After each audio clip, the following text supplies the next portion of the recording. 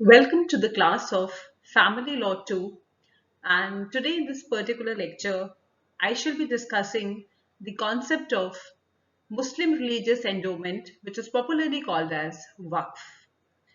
This topic, I intend to discuss this topic in two parts, and in part 1 I'm going to cover the concept of Waqf and the concept of Waqf characteristics and features. And in part two, I shall be dealing with the concept of Waqf along with the appointment of Mutawali, and then how Mutawali is supposed to work and what are the rules and responsibilities of the Mutawali.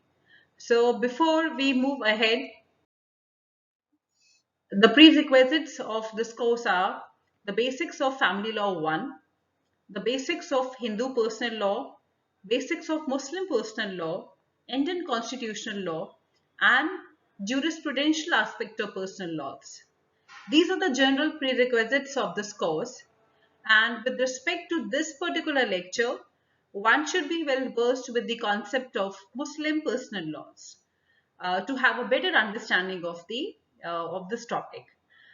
Although few features of Hindu endowments are also there in Muslim personal laws, in Muslim endowments, religious endowments, and that we would be discussing as and when we move ahead in this topic.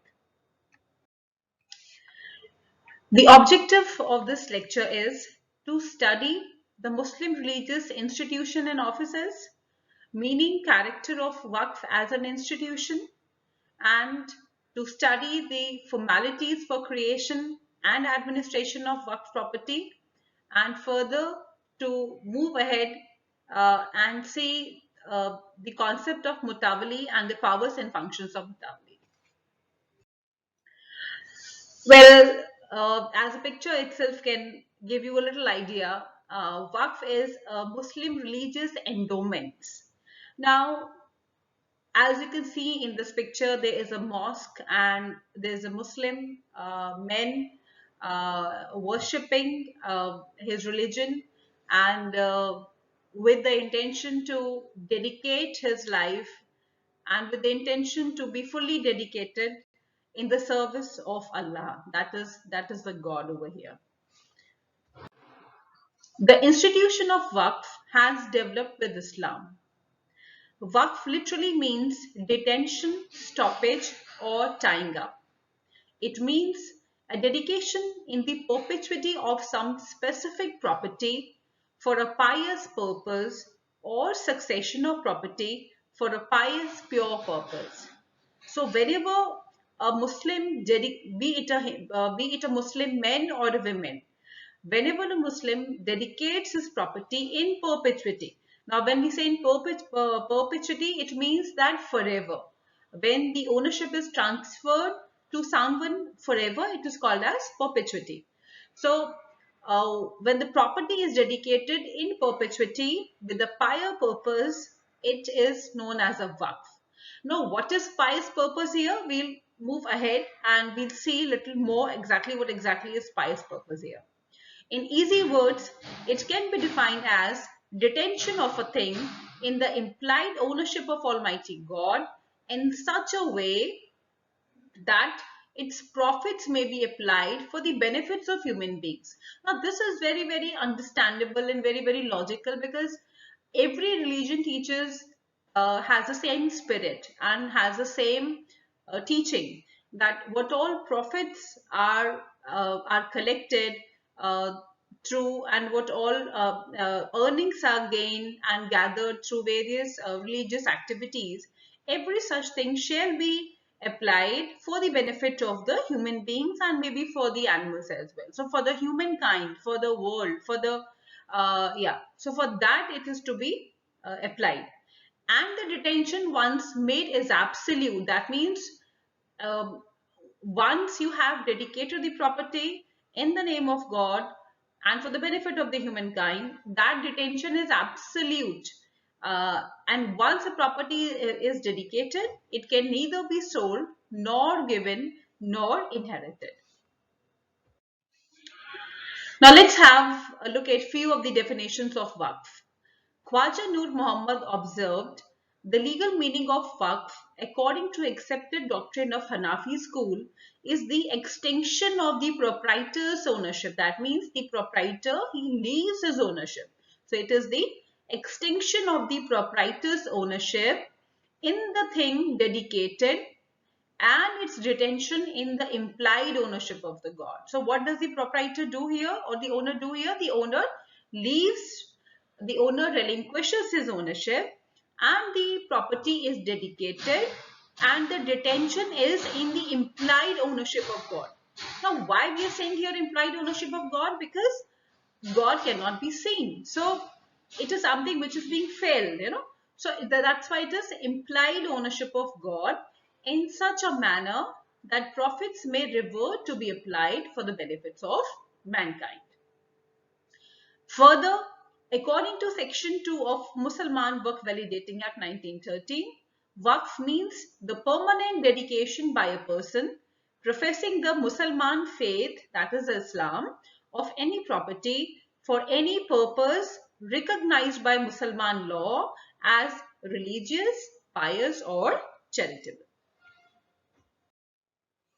Now, this is the present law, that is the Waqf Act 1995, which we are going to refer, along with certain other amendments in the rules of 2014, 1996, etc., wherever it would be relevant.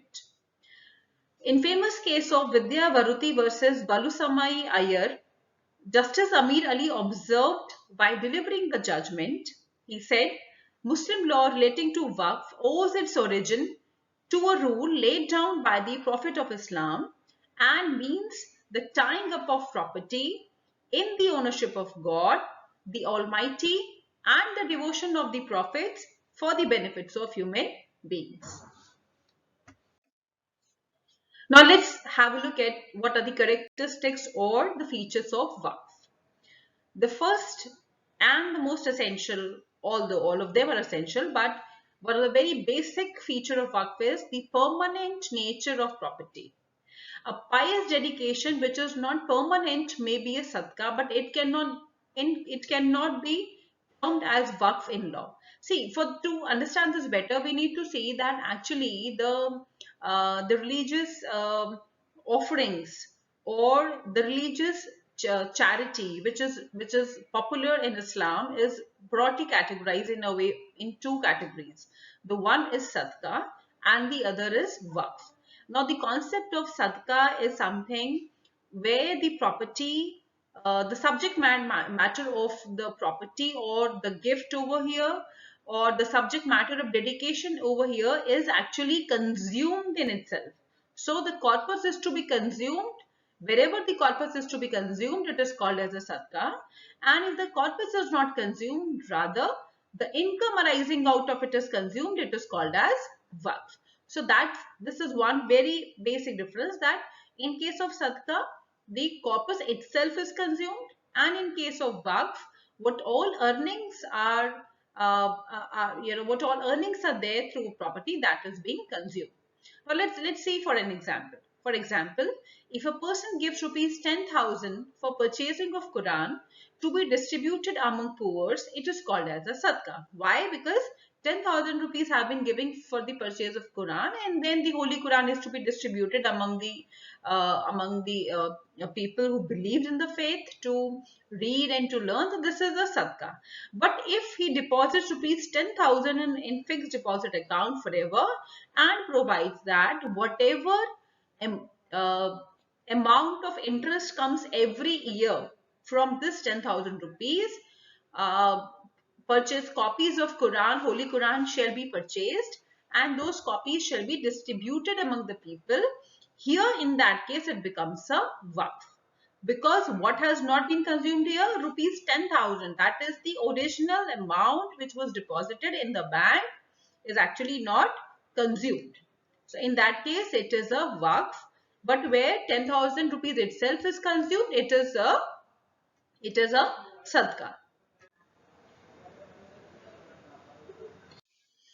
Okay, so moving further, now the question is, what what cannot be dedicated as a, what kind of a property can be dedicated in case of Waqf. Then one thing is that it can be any kind of a property. It can be a movable property or it can be an immovable property. But what is important is that the person who is donating or dedicating the property must have a right to do so. That means here the person who is the Waqif here, Waqif means the person who has created the Waqf. Here the Waqif has to be the owner of the property, because if he doesn't have, if he or she is not the owner, then the Waqif will not have a right to, will not have full rights to the property. So one has to be the owner. And in case if the property is of more than 100 rupees, then the Waqfnama requires the property to be registered under the provisions of Indian Registration Act 1908. So that's another regulation which has to be followed. Next is the property should be dedicated here in perpetuity. In perpetuity means forever. That means you cannot, a person cannot make a temporary or a partial dedication of property. Especially temporary dedication of property is not acceptable. Like for example, I cannot say that a one property which I have in a particular state or in a particular district, let's say in Banaras, I want to dedicate my that house as a Ragir Khana, as a, as a Waqf property, a guest house for all those people who come. So in that case, for a period of 10 years or 15 years. So any kind of a bar, any kind of a property which is dedicated and is time barred is not accepted. So property has to be dedicated in perpetuity. That's another thing. Then the ownership of property vests in God. That means you cannot make your relatives the owner, you cannot make your friends the owner, you yourself cannot be the owner. Here the ownership of property vests in the God, although the some people would be the manager here, over here of the property, and that manager is usually called as the mutawalli, the person who manages the property, the religious property. So that's one thing. But then here the ownership of property vests in God.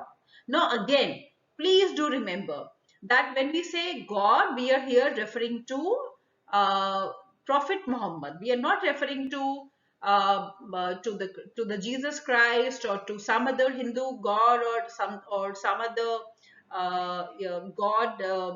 Let's say Guru Nanak Ji and all that, because Waqf is the religious endowment which is accepted and which is popular among Muslims. So in that case, any kind of a property, if you want to dedicate a property in the name of some other god other than what this religion Islam promotes, would not be accepted. So it has to be the ownership of property in the name of Allah, in the name of Prophet Muhammad. That is one thing again to be remembered. Then any purpose recognized by Muslim law, that is that the object of Waqf must be recognized by the Muslim law. That is, dedication should be for a purpose recognized as religious, pious or charitable under Muslim law. That's another thing.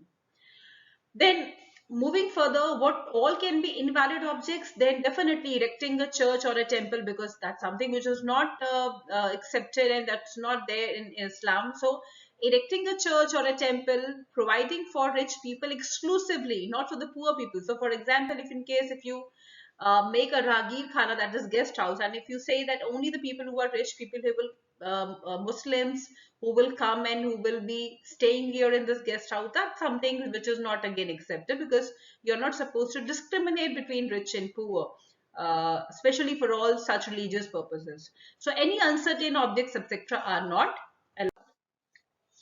Now, while explaining the religious or pious characteristics of Waqf, Justice Gajendra Kar explained in Zain Yar Jung versus Director of Endowments case 1963, he said that the purpose for which Waqf can be created must be one which is recognized by Muslim law as pious, religious or charitable, and the objects of public utility which may constitute benefits under the Waqf must be objects for the benefits of Muslim community. So it has to be, it should be, the purpose should be recognized by Muslim law as pious, religious or charitable. So again, if you look in clearly, then as to the purpose, then the purpose could be pious, religious and charitable. For example, religious purpose could be constructing a mosque. Pious purpose could be distributing or creating something like uh, making a school, or charitable purpose could be making an orphanage for the children, for the orphans. So that is the charitable purpose. Pious purpose and religious purpose, but everything has to be in tune with the Islamic principles. Now, if you look into what is the difference between trust and waqf, then to a great extent they have very few common features. They, in trust also there are trustees, there are managers and all that, but the main difference lies between the trust and waqf is that in case of waqf, it compulsorily requires religious motive, whereas trust do not involve a religious motive. For example, if you have opened a school, if you have opened a guest house, if you have opened any educational institution or charitable institution, that can be by way of a trust. But religious involvement in case of trust and such institution is not a necessary condition. But in case of waqf, religious motive is always there. Now let's have a look at what are the legal incidents of waqf. The first is irrevocability. That means it once, if the property has been dedicated, it cannot be revoked. Then second is perpetuity, that is for unlimited period, forever, much beyond your life. That means once if you have dedicated, you have, for it's going to be there in perpetuity. That means, it, for example, suppose if I, being a Muslim, dedicate one of my property for the purpose of construction of mosque, then not only in my lifetime I can revoke it, but even if I die and later on my children, my grandchildren, anybody else in my family or anybody else who is my successor will never be able to claim the property back.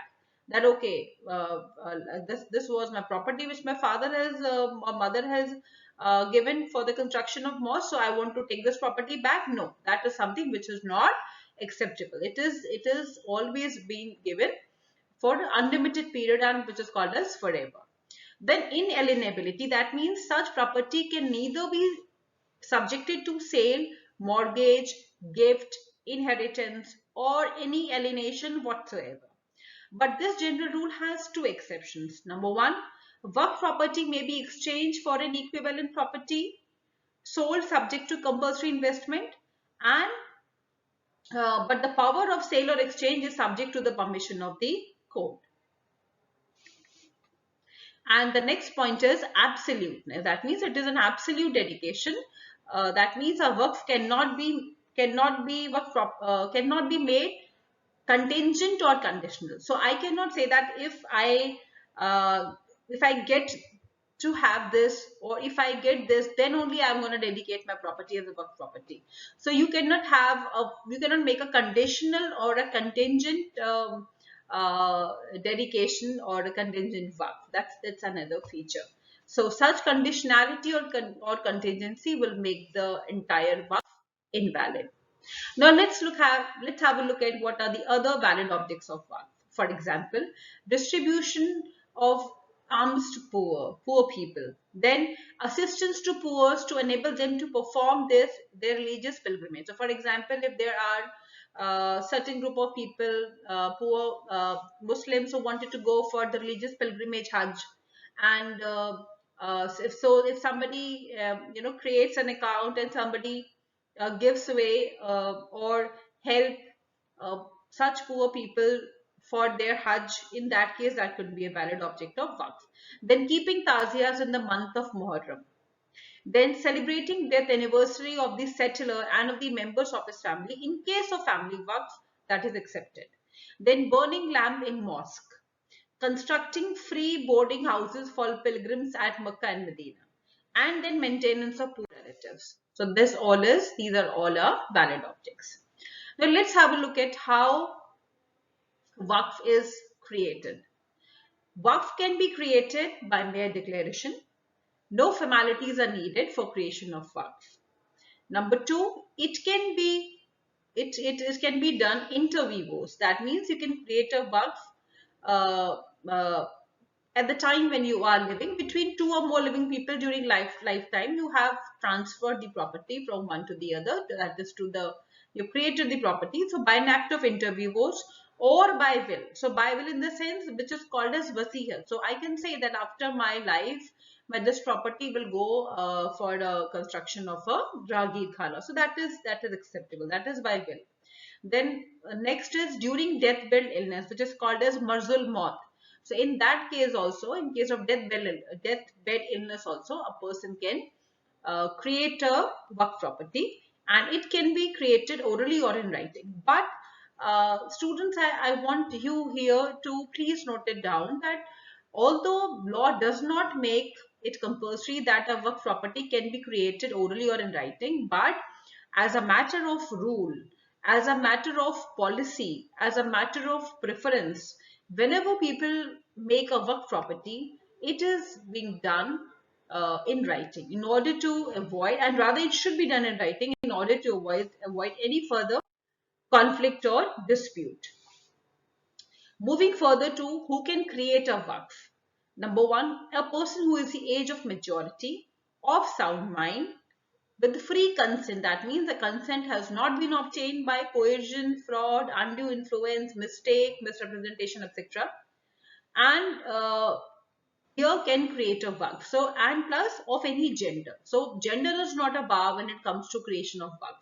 So, any person who of any age of majority, sound mind, free consent, and not on deathbed can create a waqf. Now, one more important thing here I want you to notice that when we say age of majority, then for the purpose of creation of waqf, the age of majority would be the age of 18 years.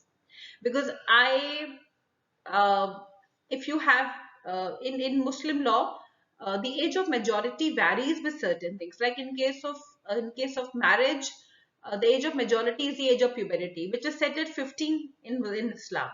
So that is for the purpose of marriage, the person, the girl and the boy have to be more than 15 years of age. That's one thing. But here the age should be not less than 18 years because that is the standard age of majority acceptable for the voting as well. So the way you can vote after 18, same way you can create a waqf after you have turned 18 years of age. Now these are two, there are various. Okay, now let's have a look at what are the various kinds of waqf. Waqf can be classified into four categories: charitable waqf, family waqf, joint waqf, and self-dedicated waqf. In case of charitable waqf, waqf income is dedicated for a charitable purpose, and that charitable purpose has to be uh, allowed and permitted by the principles of Islam. That's one thing. But usually the charitable things include like construction of a hospital, school, educational institution, orphanage, old age people homes, and all that. So that's one thing. That is charitable waqf. The second is family waqf. Now, in case of family waqf, the waqf income is reserved by the founder for specified family members and relatives. Here, the income of this kind of waqf is distributed to a charitable purpose when none of these persons exist. So, in a way, we can understand that in case of family waqf, till a certain period, it's going to be what all income is there from the work property shall be used by the family members, and after that, it passes on to the public and the general domain. In case of joint waqf, the income is shared accordingly between the family members and the specified beneficiaries for a charitable purpose. So it's a joint waqf wherein there are certain members of the family and there could be few more beneficiaries, and for a charitable purpose they are using it. Next is self-dedicated waqf. In this case, the founder retains the income of the waqf properties for him as long as he is still alive. And after the death of the founder, the income of the Waqf is given to charitable purposes as specified by the in the Waqf document. Now, these are the ways in which the income of the Waqf can be applied for various purposes. Number one, for the preservation and protection of Waqf property.